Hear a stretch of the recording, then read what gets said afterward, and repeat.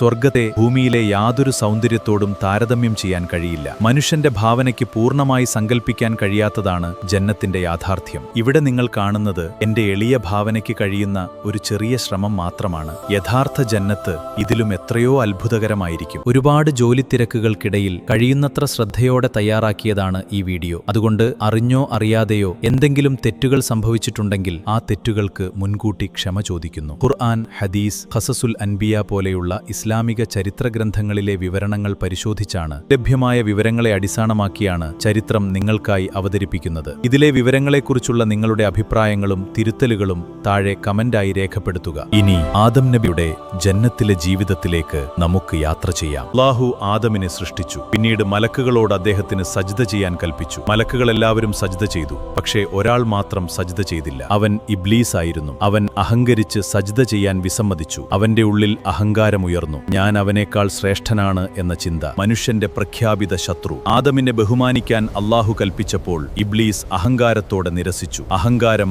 അവനെ വഴിതെറ്റിച്ചു. അവൻ പറഞ്ഞു, എന്നെ നീ തീയിൽ നിന്നാണ് സൃഷ്ടിച്ചത്, അവനെ മണ്ണിൽ നിന്നുമാണ്. അത് അവന്റെ അഹങ്കാരമായിരുന്നു. നബി സ്വല്ലല്ലാഹു അലൈഹി വസല്ലമ പറഞ്ഞതായി സഹീഹ് ഹദീസിൽ വരുന്നു, ആദം നബി അലൈഹിസ്സലാം 60 മുഴം ഉയരമുള്ളവനായി സൃഷ്ടിക്കപ്പെട്ടു. അവന്റെ വീഴ്ചയുടെ കാരണം. അങ്ങനെ ഇബ്ലീസ് ശപിക്കപ്പെട്ടവനായി പുറത്താക്കപ്പെട്ടു. അപ്പോൾ ഇബ്ലീസ് ഒരു കാര്യം മാത്രം ആവശ്യപ്പെട്ടു, എനിക്ക് സമയം തരണമേ. അവന് ലോകാവസാനം വരെ അനുവദിക്കപ്പെട്ടു. അപ്പോൾ ഇബ്ലീസ് പ്രതിജ്ഞ ചെയ്തു, മനുഷ്യൻ കാരണം പുറത്താക്കപ്പെട്ടതിനാൽ ഞാനും അവരെ വഴിതെറ്റിക്കും. അവരെ ഞാൻ നരകത്തിലെത്തിക്കും. അവരുടെ മുന്നിൽ നിന്നും പിന്നിൽ നിന്നും വലത്തുനിന്നും ഇടത്തുനിന്നും ഞാൻ അവരിലേക്കെത്തും. നീ ആദരിച്ച ഈ മനുഷ്യരിൽ അധിക പേരെയും നന്ദിയുള്ളവരായി നീ കാണുകയില്ല. പക്ഷേ അല്ലാഹു പറഞ്ഞു, എന്റെ ആത്മാർത്ഥ ദാസന്മാരെ നിനക്ക് വഴിതെറ്റിക്കാൻ കഴിയില്ല. ആത്മാർത്ഥരായ എന്റെ ദാസന്മാരുടെ മേൽ നിനക്ക് അധികാരമുണ്ടാകില്ല. ആദം നബി സൃഷ്ടിക്കപ്പെട്ടപ്പോൾ മലക്കുകളെ അഭിവാദ്യം ചെയ്യാൻ അദ്ദേഹത്തോട് കൽപ്പിക്കപ്പെട്ടു. ആദം നബി പറഞ്ഞു, അസ്സലാമു അലൈക്കും. മലക്കുകൾ മറുപടി നൽകി, വഅലൈക്കുമുസ്സലാം വറഹ്മത്തുള്ളാഹ്.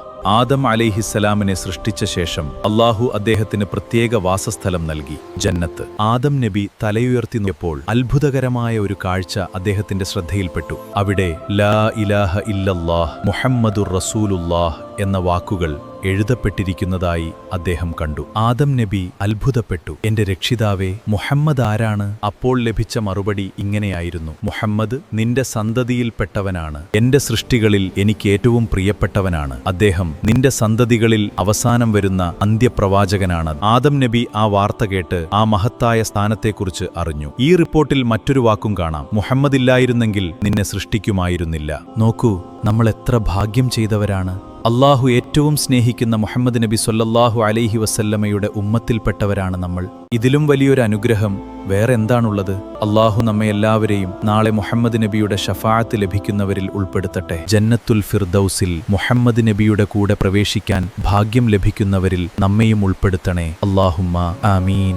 മനുഷ്യൻ ഇതുവരെ കണ്ടിട്ടില്ലാത്ത സൗന്ദര്യം, മനുഷ്യന്റെ മനസ്സിന് പൂർണ്ണമായി സങ്കല്പിക്കാനാകാത്ത ലോകം. അവിടെ ആദം അലൈഹിസ്സലാം ഒറ്റയ്ക്കായിരുന്നു. അദ്ദേഹം ചുറ്റും നോക്കി. എല്ലായിടത്തും അല്ലാഹുവിന്റെ അനുഗ്രഹത്തിന്റെ അടയാളങ്ങൾ. താഴെ നദികൾ ഒഴുകുന്നു, ചുറ്റും സമൃദ്ധമായ തോട്ടങ്ങൾ, അനവധി ഫലങ്ങൾ, അവയിൽ നിന്ന് ഇഷ്ടമുള്ളത് കഴിക്കാനുള്ള സ്വാതന്ത്ര്യം. ജന്നത്തിലെല്ലാം ഉണ്ടായിരുന്നിട്ടും ആദം നബിയുടെ ഹൃദയത്തിൽ ഏകാന്തത അനുഭവപ്പെട്ടു. എന്തോ കുറവ് അദ്ദേഹത്തിന്റെ മനസ്സിൽ അനുഭവപ്പെട്ടു. അദ്ദേഹം മൗനത്തിലായി. സന്തോഷം പൂർണ്ണമായിരുന്നില്ല. അളവറ്റ സൗന്ദര്യത്തിനിടയിലും ഏകാന്തത മനുഷ്യന്റെ ഹൃദയത്തെ തൊടുകയായിരുന്നു. ആ മഹത്തായ അനുഗ്രഹത്തിനിടയിലും സകല സുഖസൗകര്യങ്ങളുണ്ടായിട്ടും അനുഭവപ്പെട്ട ആ ഒറ്റപ്പെടൽ തന്നെയാണ് ഇന്നും ഒരു പങ്കാളിയില്ലാത്ത മനുഷ്യൻ അനുഭവിക്കുന്നത്. അപ്പോൾ അല്ലാഹു ആദം നബിക്ക് ഒരു ഇണയെ നൽകാൻ തീരുമാനിച്ചു. ഹവ്വാ ബീവിയെ സൃഷ്ടിക്കുന്നതിനായി അല്ലാഹു ആദം നബിയെ ഗാഢമായ ഒരു നിദ്രയിലേക്ക് പ്രവേശിപ്പിച്ചു. ആദം നബിയുടെ വാരിയല്ലിൽ നിന്ന് അദ്ദേഹത്തിന്റെ ഇണയായ ഹവ്വാ ബീവിയെ അല്ലാഹു സൃഷ്ടിച്ചു. അല്ലാഹു നിങ്ങളെ ഒരു സമാധാനം കണ്ടെത്താൻ വേണ്ടി സ്വന്തം വർഗത്തിൽ നിന്ന് അതിന്റെ ഇണയെ സൃഷ്ടിക്കുകയും ചെയ്തു. ആദം നബി ഉറക്കത്തിൽ നിന്ന് ഉണർന്നപ്പോൾ തന്റെ അരികിൽ മനോഹരമായ ഇണയെ കണ്ടു.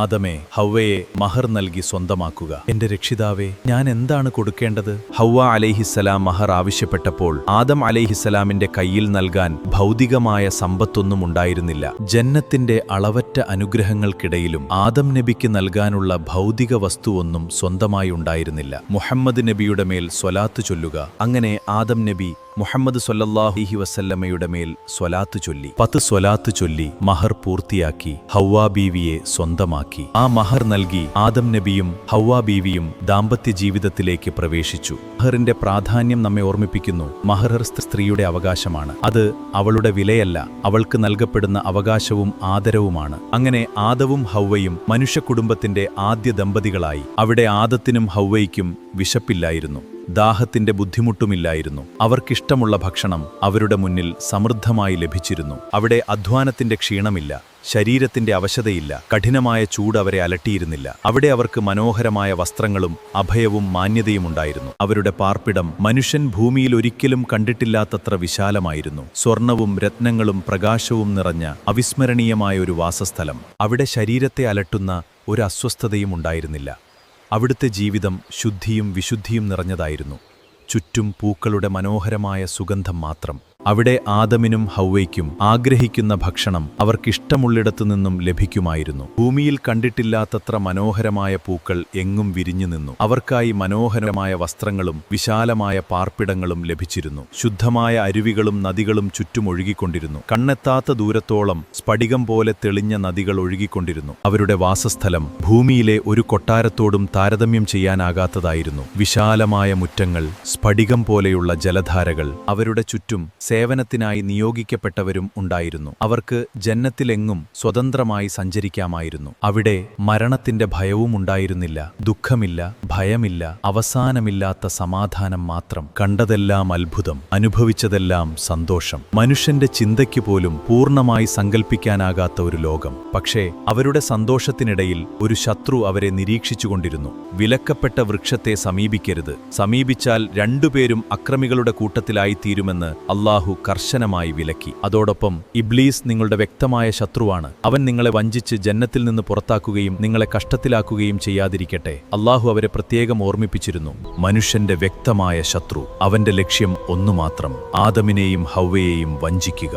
ഇബ്ലീസ് തന്റെ അവസരത്തിനായി കാത്തിരിക്കുകയായിരുന്നു. അവൻ വിലക്കപ്പെട്ട വൃക്ഷത്തെ അവരുടെ കണ്ണുകളിൽ കൂടുതൽ ആകർഷകമാക്കി. ഇബ്ലീസ് അവരുടെ മനസ്സുകളിൽ ദുർമന്ത്രണം നടത്താൻ തുടങ്ങി.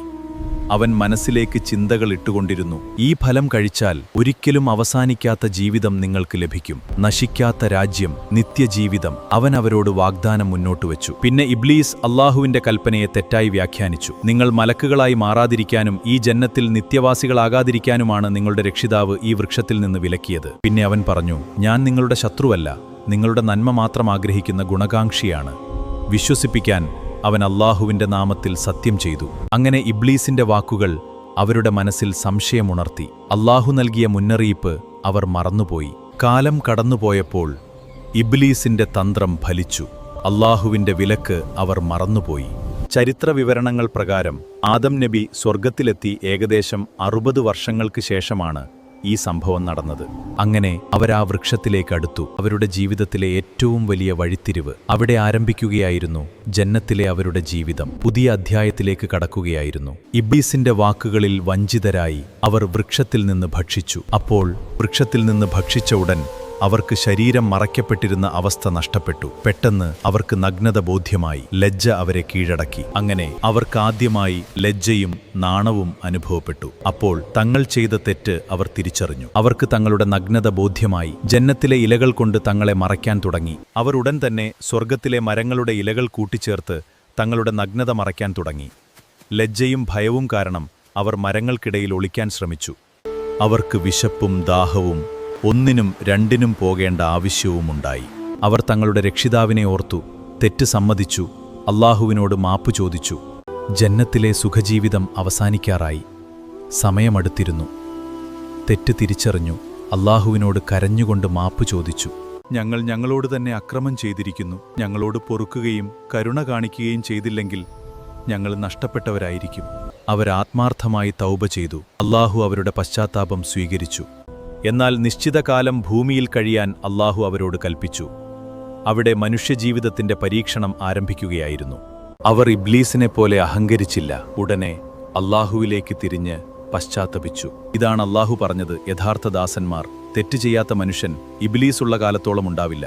പക്ഷെ തെറ്റ് മനസ്സിലാക്കി ഉടനെ ആത്മാർത്ഥമായി അള്ളാഹുവിലേക്ക് മടങ്ങുന്നതാണ് അള്ളാഹുവിന് ഏറ്റവും ഇഷ്ടം. അള്ളാഹു അവരോട് ഭൂമിയിലേക്ക് ഇറങ്ങാൻ കൽപ്പിച്ചു. അവിടെ നിശ്ചിത കാലം താമസിക്കേണ്ടതായിരുന്നു. അള്ളാഹു പറഞ്ഞു, നിങ്ങളിൽ ചിലർക്ക് ശത്രുക്കളായിരിക്കും.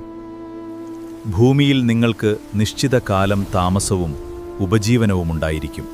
ഇനി വിശപ്പും ദാഹവും വിയർപ്പും അധ്വാനവും മനുഷ്യജീവിതത്തിന്റെ ഭാഗമാകും. ജീവിതത്തിന്റെ പരീക്ഷണങ്ങളായി മാറും. ജനനവും രോഗവും മരണവും വിരഹവും വേദനകളും സന്തോഷവും ദുഃഖവും എല്ലാം ഇടകലർന്നതാണ് മനുഷ്യന്റെ ഭൂമിയിലെ ജീവിതം. AI ഉപയോഗിച്ച് തയ്യാറാക്കിയ ദൃശ്യങ്ങളായതിനാൽ ചില രംഗങ്ങളിൽ ചരിത്രപരമായോ ദൃശ്യപരമായോ ചെറിയ പിഴവുകളുണ്ടായിരിക്കാം. അതിന് ഹൃദയപൂർവ്വം ക്ഷമ ചോദിക്കുന്നു. വീഡിയോയിൽ പരാമർശിച്ച ഖുർആൻ ആയത്തുകളുടെയും ഹദീസ് റഫറൻസുകളുടെയും ഖസസൽ അൻബിയ പോലുള്ള ചരിത്രഗ്രന്ഥങ്ങളുടെയും റഫറൻസുകൾ വീഡിയോയുടെ ഡിസ്ക്രിപ്ഷൻ ബോക്സിൽ നൽകിയിട്ടുണ്ട്.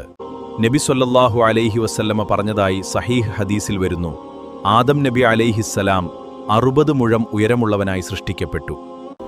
ആദം നബി അലൈഹിസ്സലാം എത്ര വലിയ ഉയരമാണെന്ന് നമുക്ക് മനസ്സിലാകാൻ ഒരു സാധാരണ മനുഷ്യന്റെ അരികിൽ അദ്ദേഹത്തെ ഒന്ന് സങ്കൽപ്പിച്ചു നോക്കൂ. അദ്ദേഹത്തിന്റെ സന്തതികളായി മനുഷ്യവംശം ഭൂമിയിൽ വ്യാപിച്ചു.